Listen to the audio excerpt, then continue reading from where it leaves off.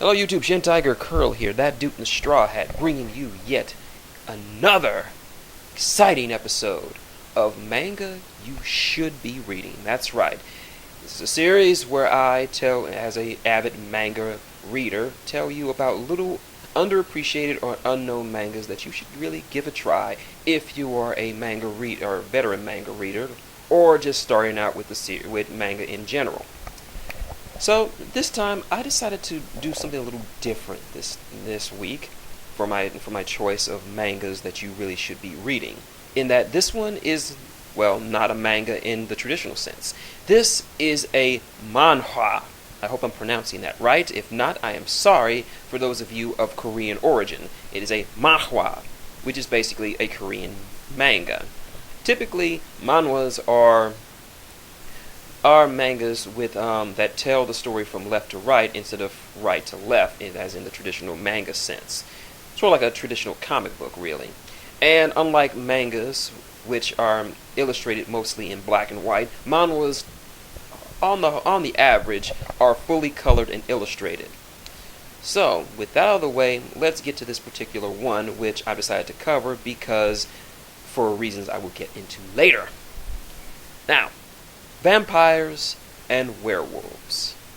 Yes, those two names can conjure up a lot of images, but unfortunately, that image has changed over the years, from terrifying creatures of the night to ambivalent creatures of unbridled sexuality. When you think of werewolves, you probably think of a shirtless Taylor Lautner who seems to be allergic to shirts. And when you think of vampires, you think of sparkliness. Hell, even manga is not immune to typecasting these roles as something to be highly sexualized. From Vampire Knight to a manga about a werewolf who spends 3 entire series doing nothing but leeching off a pretty woman and banging her relentlessly, because that's all he is good for. But today, I'm going to profile sort of an interesting one that takes this whole prospect of vampires and werewolves and turns it on its head, and actually makes them intimidating, threatening, and actually cool. This is Noblesse. Noblesse is a webtoon / manhwa written by, and I hope I'm pronouncing this right, Sun Jae-hoon, and illustrated by Lee Gwon-soo, starting in December 30th of 2007. It was released by Nabier and is still publishing to this day. I ran into this one while thumbing through for some new mangas and manhwas to read.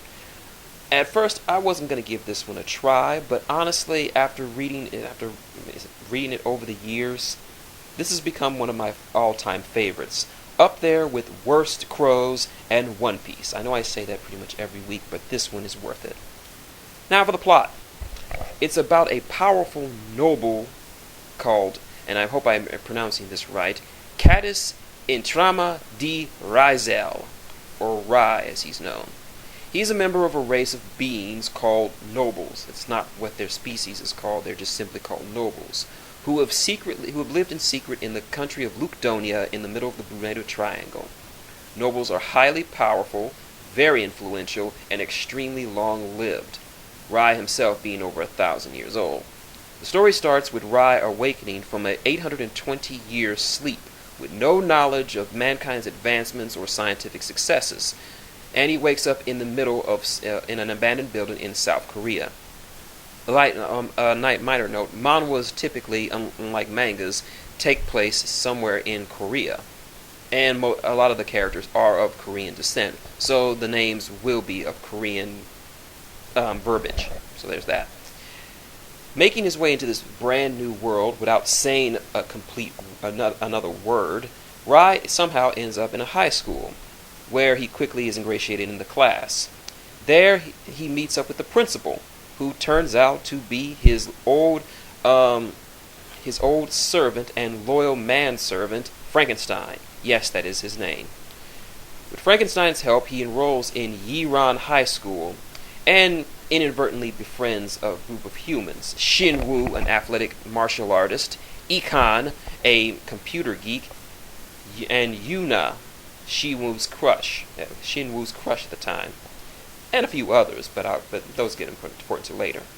During this time, he tries to figure out what exactly happened to him for over 8 centuries, which causes him and his small group of friends to run afoul of a group known as the Union, a worldwide organization that primarily deals with human genetic engineering and creating human modified weapons, or modified humans as they're called, who use supernatural powers as combat accessories.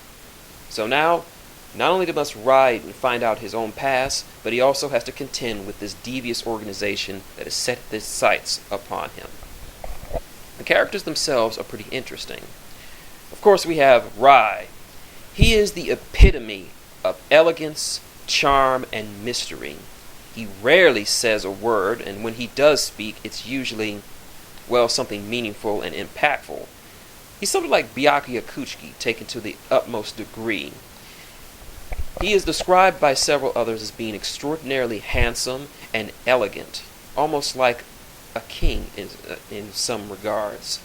But while he is while he is the epitome of elegance, he is also the source of the manhwa's humor, as he has no understanding or comprehension of modern day advances.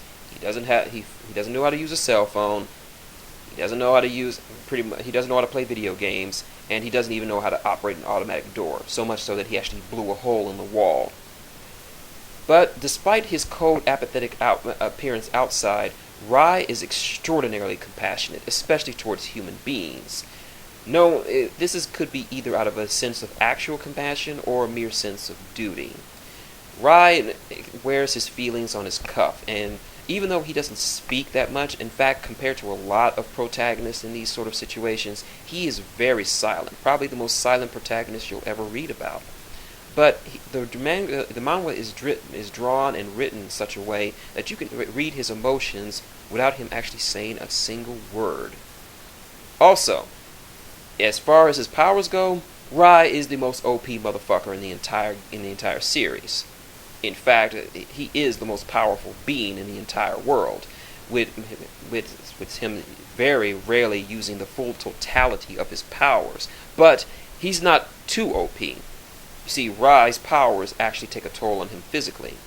In fact, each time he uses more of his powers, he becomes more and more sicker, even though he tries to put up a brave front. There's more to Rai, but I want you to find out that instead.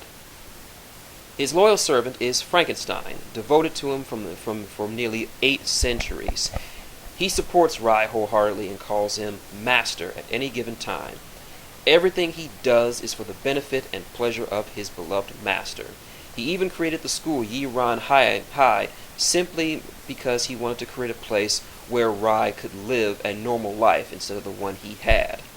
Frankenstein is also an adept scientist who has created many extraordinary inventions and innovations in terms of human science and transmutation. He is extremely organized and loathes messes. He doesn't like when people mess up his house or anything belonging to him. So much so that when faced with this prospect, people think he's more terrifying than his master is. But don't let his scientific prowess fool you. Frankenstein is a powerful fighter, so much so that even other lords of the noble families of Ludonia regard his power as pretty much rivaling their own.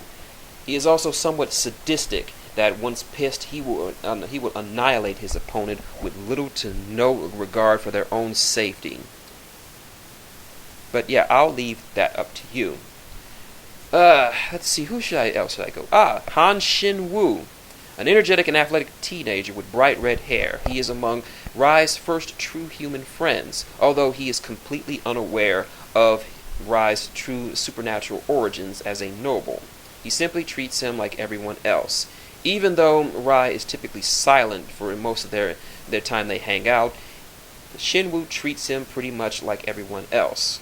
Even begins to open up to, allows him to open up to him more. Let's see. As far as physical abilities go, Shinwoo is above average human. He is a fantastic fighter and even is able to hold his own against modified humans and monsters throughout the series.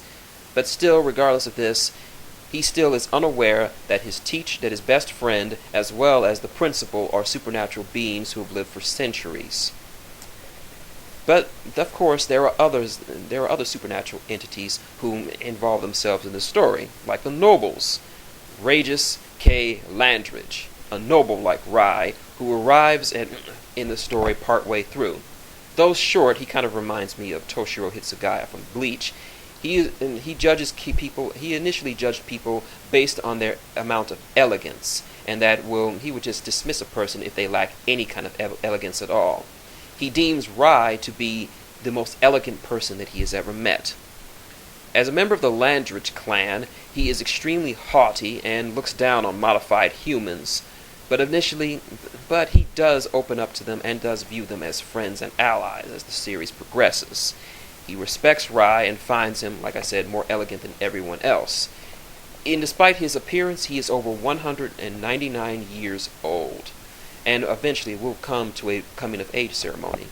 Joining Regis is Sierra J. Loyard, a clan leader and the last descendant of the House of Loyard. She is typically described as being very beautiful by both friend and enemy alike. She's quiet and shy and doesn't take compliments well, as she just blushes. She acts as Regis' guide and guardian during the early parts of the manga, and sometimes even helps out with cooking around the house. Although she is admired by many men, there are none that she would particularly call herself being romantically attached to. Although later on it is kind of hinted at that she has some feelings for Shinwoo, who, despite the age and species difference, seems to reciprocate her feelings. And of course there are the modified humans, 3 of which who have joined under the banner of the household. M21 was a member of the Union, a modified human with the heart of a werewolf. He was originally an antagonist to our heroes until he and his partner M24 were attacked by Union officers. Seeking to find out more about himself and to free himself from the Union's grip, he joins with Rai and becomes one of the school's 3 bodyguards. M21 is exceptionally loyal to Rai and Frankenstein, thankful to them for giving him a second chance at life and to make his own way in the world. He is a formidable combatant, though he does go through some evolutionary changes as the story progresses. Tao is the second of the 3 bodyguards and another former member of the Union. Particularly, he was a member of a group called the DA5. He's a 24-year-old computer genius and a modified human like M21. He is a hacker of the utmost degree and loves anything computer-related. Although he is frail in appearance, he does have some talent for strategy and for tactical innovation. And his abilities do seem to be above average, as he has quick reflexes and amazing athletic ability and uses cables as weapons. He is the tactician of the group and can carefully plan out their attacks, utilizing what little strategy that his group can have. The third of the modified humans to join under Rai is Takeo, another member of the DA5 and Tao's friend. He's a tall, handsome, purple-haired man who is a master sniper. He did go head up against Frankenstein, but was easily defeated. Takeo cares about humans, particularly little kids, because they remind him of his sister who died so many years ago. He is extremely good-natured and does what he has to do to keep his sister safe from the Union. He later moves in with Takeo and M21 in Frankenstein's house after betraying the Union, who now believe him to be dead. The 3 of them would go on to form the RK5 along with Regis and Sierra, RK standing for Rise Knights. Now, as far as the artwork for this manga goes, the artwork is just beautiful. I don't say this a lot about mangas, but this manga is damn beautiful to watch. I mean, the one thing that kept me going through the first chapter, I will tell you this: the first chapter of this series, there are no spoken dialogue. It is merely Rai waking up after 800 years of forced slumber. And the art, I was gonna drop the series after this because that's weird. Why can't you have any dialogue? There's no dialogue balloons or anything. It's just completely silent. But the artwork is so damn beautiful. It's fluid. It moves. It sways. Especially in the fight scenes, you know what's going on because the scenes are so big and expansive. They don't try to compress anything. They just try to be as big and expressive as they can possibly be, so that you can understand what's going on. And all the characters are so damn expressive. You can tell what a character is thinking just by looking on their beautifully drawn faces. The coloring is immaculate. I love looking at. I reread this manga 3 times just because I love the artwork, and it makes me sad that I have no talent for drawing because this makes me want to draw, even though I'm sucky at it. But yeah, as for the fights are almost DBZ-esque, but they're done and choreographed in such a way that it doesn't seem to be a copy of Dragon Ball Z. It takes cues from series like One Piece and Dragon Ball Z and Bleach and Naruto and all the other popular ones, but it does it in such a way that it keeps the fights fresh. The fights ratchet up in intensity and importance as the series progresses, and with each new threat coming on the horizon, with some even so powerful that they can casually wipe out entire cities with a small attack. And the enemies keep switching up and with variety. The humor is subtle. Almost you wouldn't barely notice that there is humor in this, but when it's there, it's so expertly done that you can't help but bust out laughing. I mean, Rai alone makes the humor for this series worth it, because just imagine Byakuya Kuchiki, one of the most elegant motherfuckers in manga, trying to play a video game and failing. Just think about that. But yeah, the fights are incredible because of the artwork done in it. It is just fantastic to watch, and you will not be disappointed with it. Although you will have to if you have been reading manga a lot, you will have to get used to the cultural differences between Korea and Japan, because they use certain phrases and terms that you're probably not familiar with. So you just have, if you can get over that cultural gap, you'll have a good time. Get used to the different sounding names. If you're used to the Japanese names in manga, you can get used to this. It doesn't take that much, and there are quite a few familiar names, both English and Japanese, so that you can get used to it. But yeah. Sadly, this Noblesse has no localization plan. In fact, I don't know of any. I have no idea of any kind of localization planning for this series. But it is a webcomic, so you can pretty much read it for free wherever you want. It's online. You can look for it. And the reason why I decided to do this one was because an animated OVA had been created and debuted at the 17th Busan International Animation Festival. Its screen time is only 40 minutes and was animated by Studio Animal. The animation was released in DVD from I'm sorry if I'm mispronouncing this, Woojinin Think Big Funism on December 4th, 2015, and later in the form of VOD. So yeah, coming next month, they will be creating an OVA, which, from the look of it, I've seen the trailer to it, which will probably explain certain events that happened before the manga started. So before you watch the OVA, you give the webtoon a try. Like I said, it's online, it's for free, and you can watch it, and it's pretty much a great read. If you like supernatural elements, if you like vampires, or if you like werewolves, this is a good series to have. If you like epic fights, if you like good artwork, clever writing, clever comedy, and some pretty interesting characters, give Noblesse a try. You will not be disappointed. So, that is it for this week's episode of Manga You Should Be Reading. If you want to support the channel, link, comment, subscribe below. If you have any questions, comments, you want to know more about the series, or if you want to suggest a manga for me to review next week. I don't really plan these out. I just do it by a week basis. So if you have any suggestions, let me know, because I read a lot of manga, so I can't keep it all track in my head. Let me know in the comments section. Supporting the channel is pretty easy. You know what to do. Patreon is in the link. If you want to hit me up on Twitter, just hit me up at #CaptainLuffy. Simple enough. Tip jar's in the corner. You know what to do. So, until next time, dear readers, it's been Shin Tiger Curl, that dude in the straw hat, saying good day, and read that manga.